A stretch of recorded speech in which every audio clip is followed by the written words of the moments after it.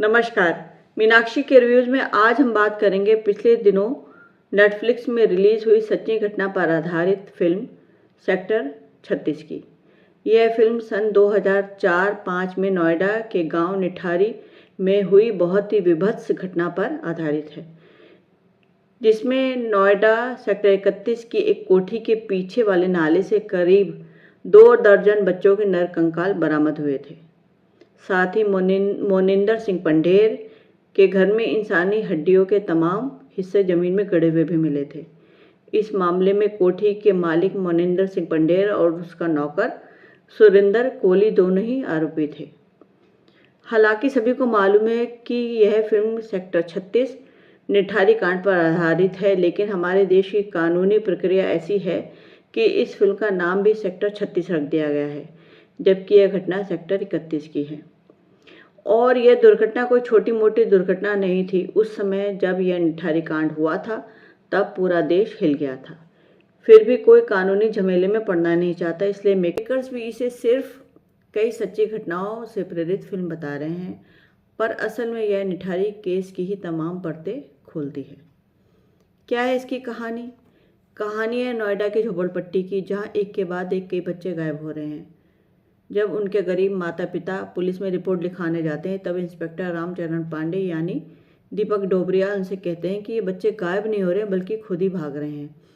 लेकिन जब उनकी खुद की बेटी भी अगवा होने को होती है, तब उनका ज़मीर जागता है और वो तफ्तीश में जुट जाते हैं। इसके बाद एक के बाद कई ऐसे खुलासे होते हैं जिन्हें देखकर आप सभी के रोंगटे खड़े हो जाएंगे।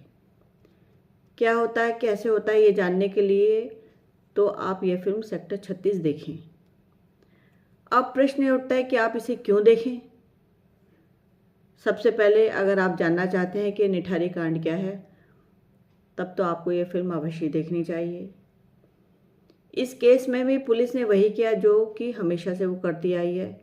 तो वो क्या है, यह जानने के लिए भी आप इसे देख सकते हैं।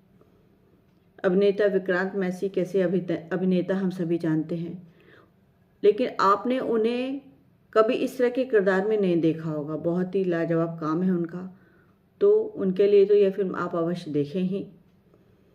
अभिनेता दीपक डोबरियाल को भी बहुत समय के बाद एक अच्छी भूमिका मिली है, उनके लिए भी आप इसे देख सकते हैं। निर्देशक विशाल भारद्वाज के सहायक रहे आदित्य निम्बालकर ने अपनी पहली फिल्म में संवेदनशील और सनसनीखेज रह चुके विषय को चुना है। उन्होंने बहुत ही उम्दा तरीके से पर्दे पर इसे फिल्माया भी है, लेकिन यह समझ में नहीं आया उन्होंने क्यों इस फिल्म में पूरा फोकस एक ही चरित्र पर किया है। इस वजह से इस केस की कुछ सच्चाइयाँ अधूरी रह गई हैं।